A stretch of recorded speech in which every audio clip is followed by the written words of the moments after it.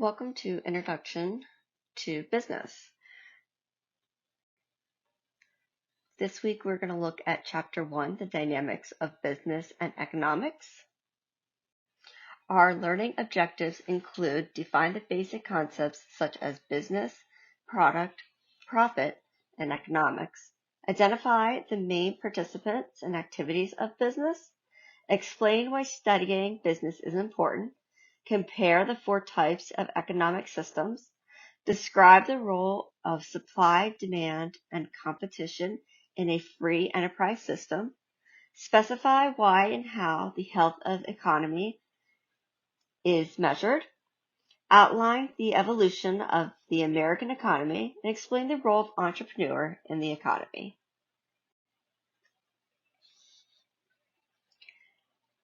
Business refers to the individuals and organizations that seek a profit by providing products that satisfies people's needs. Products refer to goods or services with tangible and intangible attributes that provide satisfaction and benefits. A product can either be a service, a good, or an idea. Examples of tangible goods include an automobile, a computer, a phone, or clothing. Examples of service include dry cleaning, having a physical with your doctor, the performance by a basketball player, a concert, or a service done at a spa or salon. A product can also be an idea. Accountants and attorneys, for example, generate ideas to solve problems. The goal of a business is to earn a profit. Profit is the difference between what it costs to make and sell a product and what a customer pays for it. Businesses have a right to keep their profits as they choose, within legal limits, of course, because profit is the reward they take in providing products. Earning profits contributes to society by providing employment, which in turn provides money that is reinvested in the economy. Nonprofit organizations do not have the fundamental purpose of earning profits, although they may provide goods or services. Both nonprofit organizations and businesses require management skills, marketing expertise, and financial resources. They must abide by laws and regulations, act in an ethical and social responsible manner, adapt to the economic, technological, and social changes.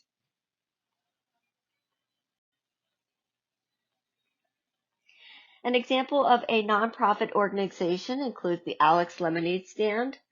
It raises funds and awareness for childhood cancers.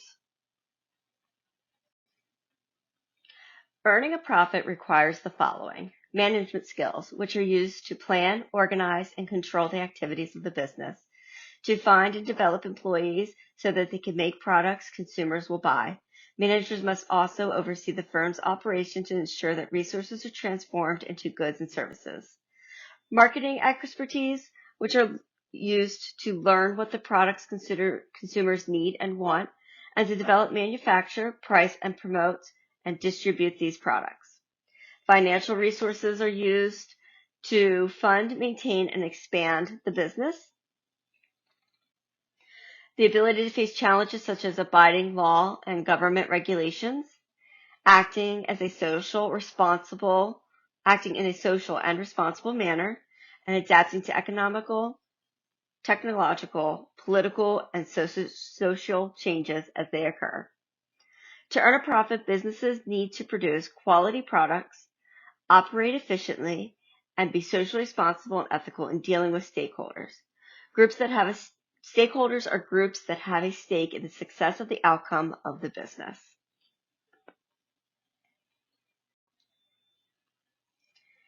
Stakeholders are the people that are involved in the business activity, such as the owners, employees, and customers. These are the main stakeholders, whereas the external environment consists of competition, the economy, information technology, legal and political forces, and social responsibility. Owners have to put up the resources to initially start a business. They can manage the business themselves or have employees as managers. Employees are responsible for the work that goes on within the business. The major role of the business is to satisfy the customers who buy its goods and services. The activities of the business include primary management, marketing, and finance.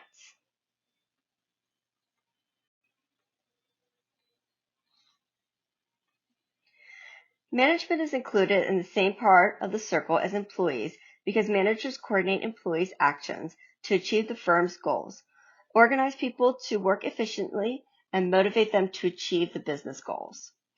Production and manufacturing is another element of management. Managers plan, organize, staff, and control the tasks required to carry out the work of the company. Management is also concerned with acquiring, developing, and using resources effectively and efficiently within the business.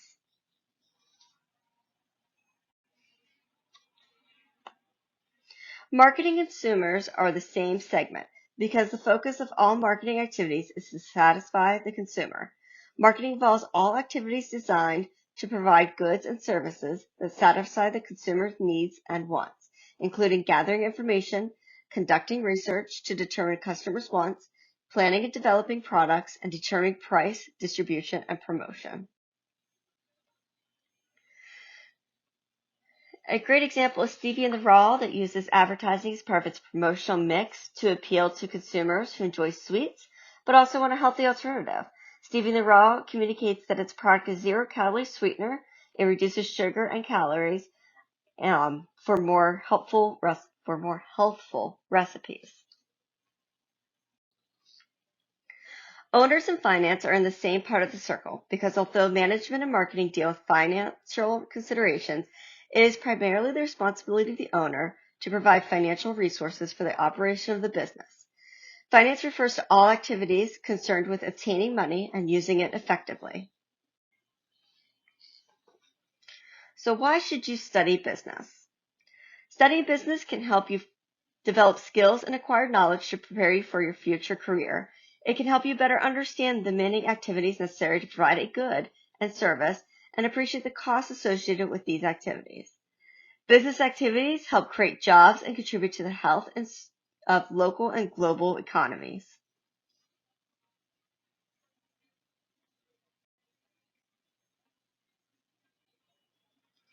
Economics is the study of how resources or factors of production are distributed for the production of goods and services within a social system.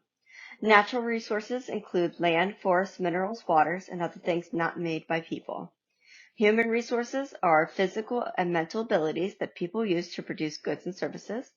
Financial resources or capital are the funds used to acquire the natural and human resources needed to provide the products. Natural resources, human resources, and financial resources are sometimes called the factors of production. The firm can have intangible resources such as good reputation for quality products or being socially responsible. An economic system describes how a society distributes its resources to produce goods and services that satisfy the needs of its people. All economic systems must answer three questions. What goods and services and how much of each will satisfy the needs of the consumer? How will the goods and services be produced? Who will produce them and with what resources? And how are the goods and services being distributed?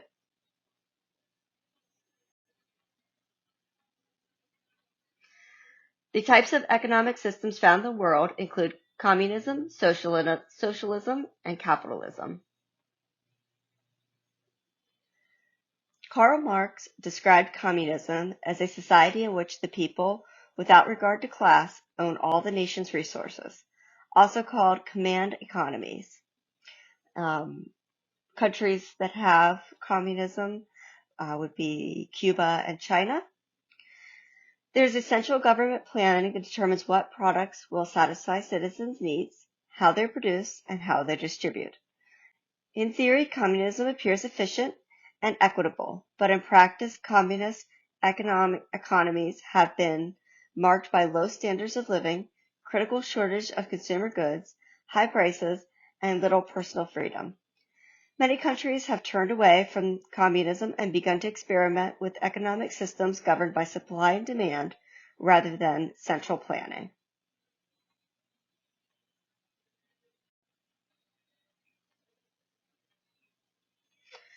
Cuba's new constitution does promote socialism over communism, so there is some change happening there. Socialism is an economic system in which the government owns and operates basic industries, but individuals own most businesses. Example countries include Sweden, Israel, and India. Central planning determines what and how basic goods and services are produced and distributed, but individuals and small businesses provide other products based on consumer demand and the availability of resources.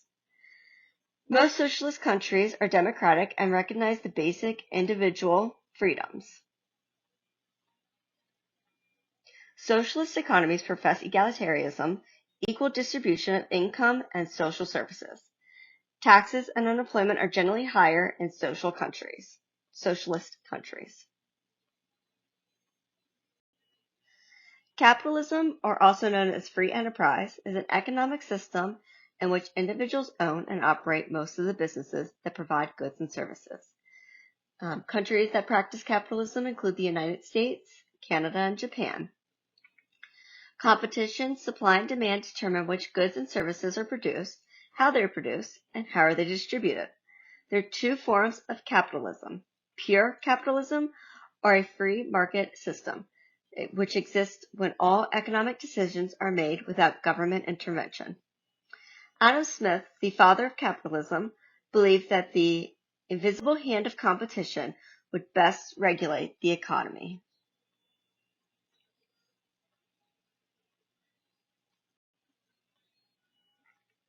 Mixed economies have elements from more than one economic system.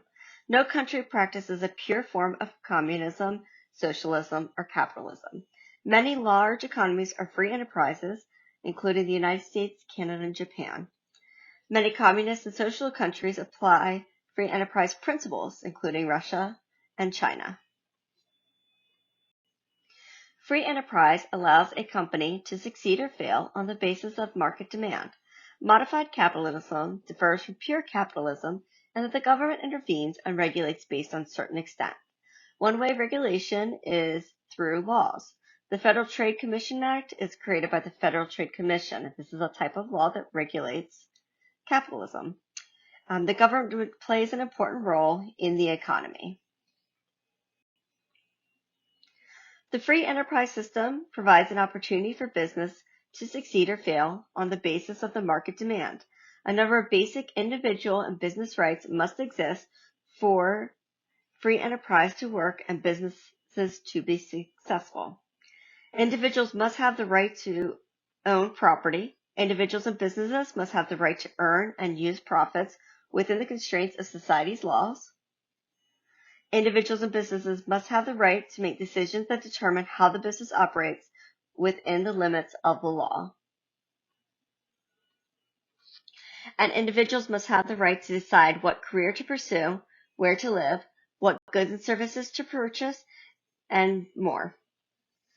Businesses must decide where to locate, what goods and services to produce, and what resources to use in that production process, and so on.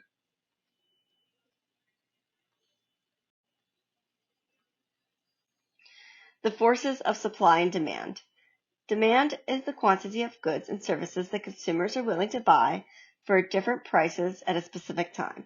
Consumers will usually buy more of an item as its price falls. Supply is the quality of goods and services that businesses are willing to sell for different prices at a specific time. Usually sellers are willing to sell more product at a higher price. An equilibrium price is the point at which supply and demand curves intersect, indicating that supply and demand are equal at that point. Supply and demand constantly change in response to economic conditions, availability of resource, and degree of competition. Critics of supply and demand say the system does not distribute resources equally among the wealthy and the poor.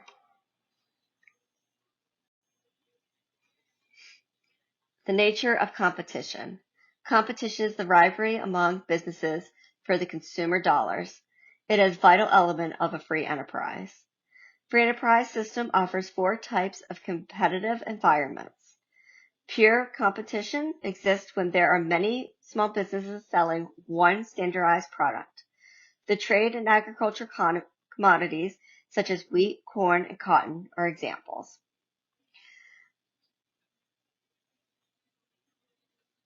Monopolistic competition exists when there are fewer businesses than in a pure competition system, and the difference between the goods they sell are small. Aspirin, soft drinks, and vacuum cleaners are examples. An oligopoly exists when very few businesses sell a product, and it is more expensive for the new firms to enter the market. The airline industry is an example. A monopoly exists when there is only one producer of a product in a given market. Utility companies are a great example of monopolies.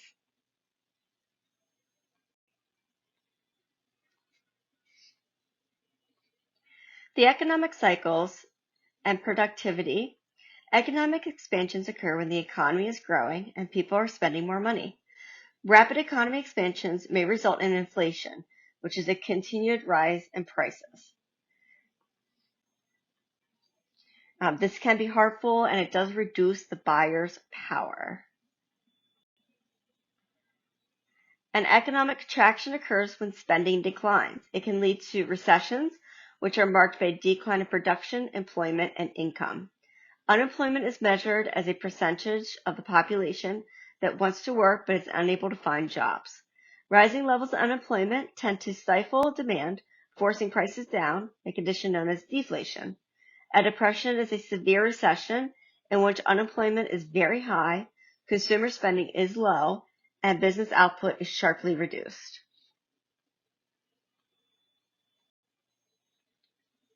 Economies constantly expand and contract in response to changes in consumers, businesses, and government spending. Countries measure the state of their economies to determine whether they are expanding or contracting and whether corrective action is necessary to maintain fluctuations. Gross domestic product, GDP, is the sum of all goods and services produced in a country during a year. GDP measures only those products made within a country, not profits earned from companies' overseas operations. It does include profits earned by foreign companies within the country being measured. It also does not take into account the sum relative to the country's population. GDP per capita does. Budget deficits occur when the nation spends more than it takes in from taxes. The national debt exceeds $25 trillion in 2020. Other ways to measure the economy. A trade balance. Trade balance is the difference between exports and imports. If the balance is negative, as it has been since the mid-1980s, it's called a trade deficit and is generally viewed as an unhealthy for our economy. Consumer Price Index measures the changes in prices of goods and services purchased for consumption by typical urban households. Per capita income indicates the income level of average Americans, useful in determining how much average consumers spend and how much money Americans are earning. The unemployment rate indicates how many working age Americans are not working who otherwise want to work.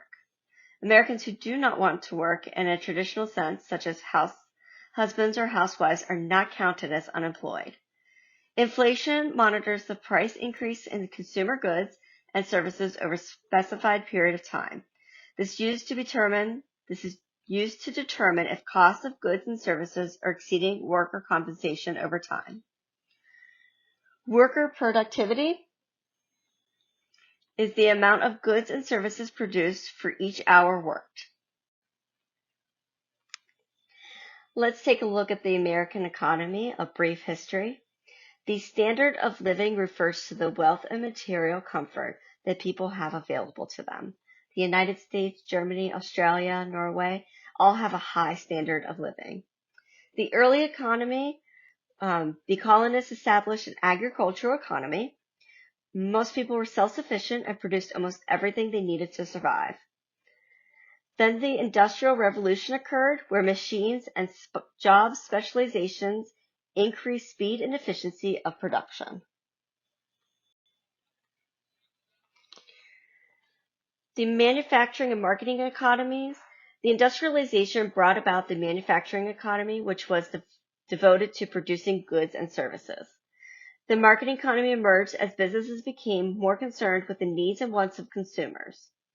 The service and new digital economy, as quality of life improved, people had enough income to hire others to provide services for them, which ushered in the service economy. Advanced technology contributes to new service products based on technology and digital media that is provided. Smartphones, social networking, virtual worlds, all of these have changed how the economy works. During COVID-19 pandemic, the accelerated adoption of certain technologies happened, such as working from home, companies reducing commercial real estate, so they're not having those home offices anymore, and shopping shifted from being in stores to online, which is still a trend today.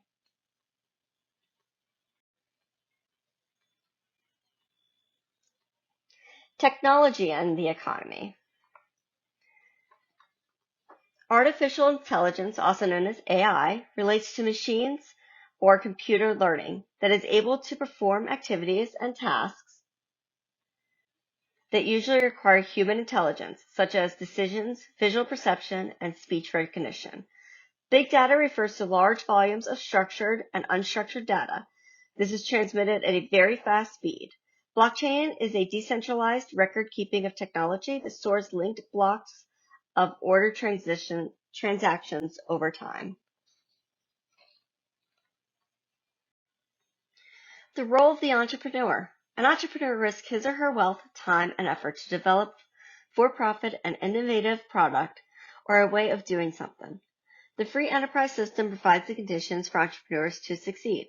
Early American entrepreneurs were often inventors, captains of their industry, such as Tom Edison with the light bulb and record player, John D. Rockefeller with Standard Oil Company, Andrew Mellon with the Aluminum Company and of America and the Gulf Oil, Henry Ford with the automobile industry, and J.P. Morgan with the financial institutions. Modern American entrepreneurs are frequently changing business practices with innovative technologies, such as Bill Gates with Microsoft and Fred Smith with FedEx.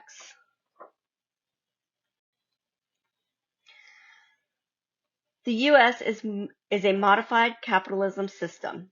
Federal, state, and local governments sometimes intervene with regulations aimed at promoting competition and consumer safety. Government agencies such as the U.S. Department of Commerce measure the economy's health and intervene when the economic health is at stake.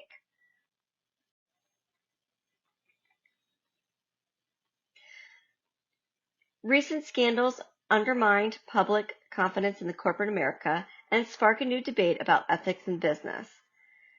Business ethics generally refers to the standards and principles used by society to define appropriate and inappropriate conduct in the workplace. In many of these cases, standards have been codified as laws.